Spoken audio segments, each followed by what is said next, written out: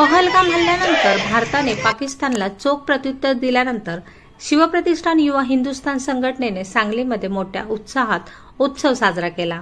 नागरिकांनीही आनंद व्यक्त करण्यासाठी फटाके फोडले आणि लष्कराच्या कारवाईचे स्वागत केले।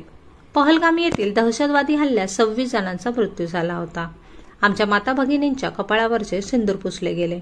त्याचा बदला घेत भारतीय सैन्याने ऑपरेशन सिंदूर अंतर्गत पाकिस्तानातील 9 ठिकाणी हवाई हल्ले केले आणि 100हून अधिक दहशतवाद्यांचा खात्मा केला।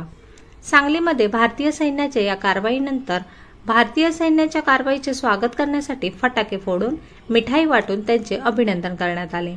यावेळी भारताच्या समर्थनार्थ आणि पाकिस्तान विरुद्ध जोरदार घोषणाबाजी करण्यात आली।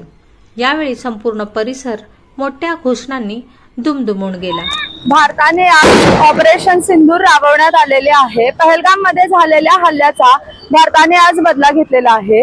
आपल्या देशातील सर्व महिलांचे सिंदूर मिटवण्याचा प्रयत्न दहशतवाद्यांनी केला होता। त्याचं चोख प्रत्युत्तर भारताने आज ऑपरेशन सिंदूर राबवून दिलेले आहे। त्याबद्दल मोदी सरकारचा आणि आपल्या सर्व आर्मीचं मी अभिनंदन करते। खूप खूप अभिनंदन।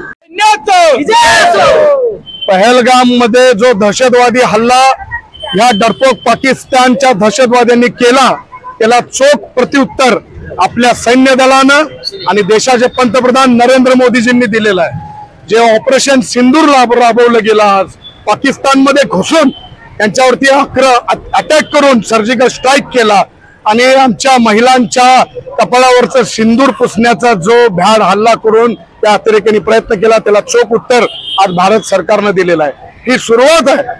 आमची अपेक्षा आहे नरेंद्र मोदी सरकारने यापुढे सुद्धा पाऊल टाकून पाक व्याप्त काश्मीर हा पाक मुक्त काश्मीर केला पाहिजे आणि हा पीओके आपल्या भारतामध्ये परत समाविष्ट झाला पाहिजे। मोदी सरकारचे आम्ही अभिनंदन व्यक्त करतो। त्याचबरोबर जगामध्ये अमेरिका, इस्रायल, रशिया सारखे जे देश आहेत, जपान यांनी जे पाठिंबा आपल्याला दिला, भक्कमपणे आपल्या भारताच्या पाठीशी उभे राहिले, त्यांचं सुद्धा आज आम्ही कौतुक करतो। त्यांना सुद्धा धन्यवाद देतो आणि लवकरच भारत सरकारने, मोदी सरकारने हा निर्णय घ्यावा आणि पीओके मुक्त करावा अशी अपेक्षा करतोय। आज श्री शिवप्रतिष्ठान युवा हिंदुस्थानच्या वतीने आम्ही सांगलीमध्ये जे सर्जिकल स्ट्राईक राबवण्यात आलं ऑपरेशन सिंदूर, याच्याबद्दल एक जल्लोष साजरा केलाय।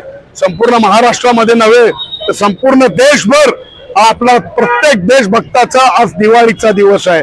प्रत्येक जण आज देशामध्ये आनंदोत्सव साजरा करतोय। आम्ही आमच्या नरेंद्र मोदींना आणि सैन्य दलाला, आपल्या सगळ्या सरकारला आम्ही खूप खूप धन्यवाद देतो आणि त्यांचे आभार मानतो आणि त्यांचं अभिनंदन करतो। सहकार्य करणाऱ्या सर्व जगातील देशाला पाठिंबा देणाऱ्या विश्वातील देशात